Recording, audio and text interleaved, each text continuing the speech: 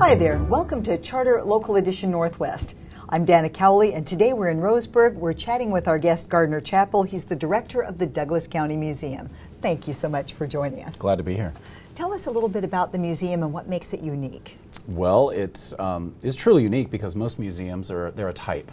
They're history museums, they're natural history museums, they're art museums, but what makes the Douglas County Museum unique is that it's actually all three of those.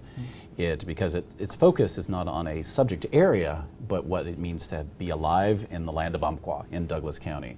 So we have fossils, we have mounted animal specimens, we have historic items.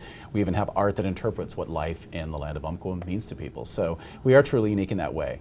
It is so beautiful in this area. That's got to be inspiring for the museum and to artists. It really is.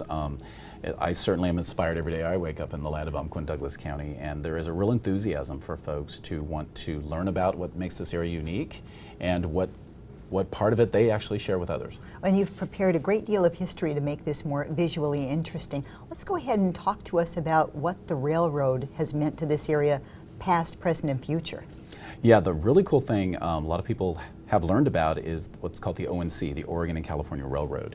And what it helped really define what Douglas County is today. It still has a direct impact.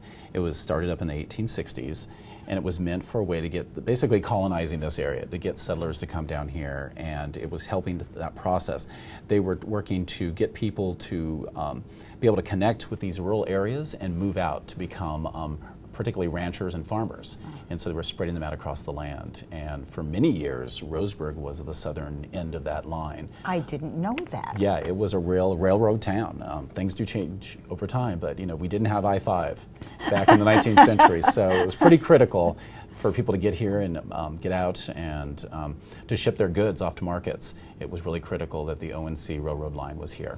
And tell us a little bit about the history of the goods, because this area is so rich. There's been so much timber and agriculture, and that has changed over the years. It really has. Today, a lot of trains. You will just be parked in your car as the train's going through town, but you will just see car after car after car filled with timber products. So it's pretty amazing. It really helps the local economy. But there is also, back in the day, this area was renowned for its prune production. We have refrigerators today that keep produce fresh in the summer, but back in the day, yes, I like my fresh produce. But back in the day, if it was out of season, you couldn't import it from the other side of the planet. You actually had to have a way to store. So prunes were a huge thing. If you wanted to have fruit in the winter, guess what? You had something like prunes. Also, this area was renowned for turkey production. Just north of Roseburg in the town of Oakland, that was the turkey capital of the West Coast. And so lots of turkeys were being shipped out and live in rail cars. So they were really critical to have your good Thanksgiving meal. You had to have a turkey from the Oakland area. One of the things a lot of people don't know, microbreweries are becoming a really big thing across Oregon. We have several in our own town now here in Roseburg. Good money maker. But it's a good money and a good happy evening maker. One of the things that this area was also renowned for was hops production. To make good beer, you need hops. And one of the ways they did it, they grew it here, and they were so good they were actually shipped all the way to Germany.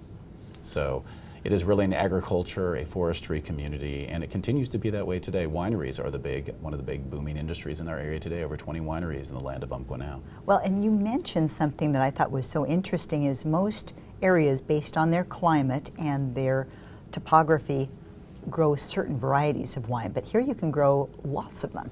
Yeah, because we have such a multitude of little valleys. They call it the 100 valleys of the Umpqua, and different elevations, different water flow.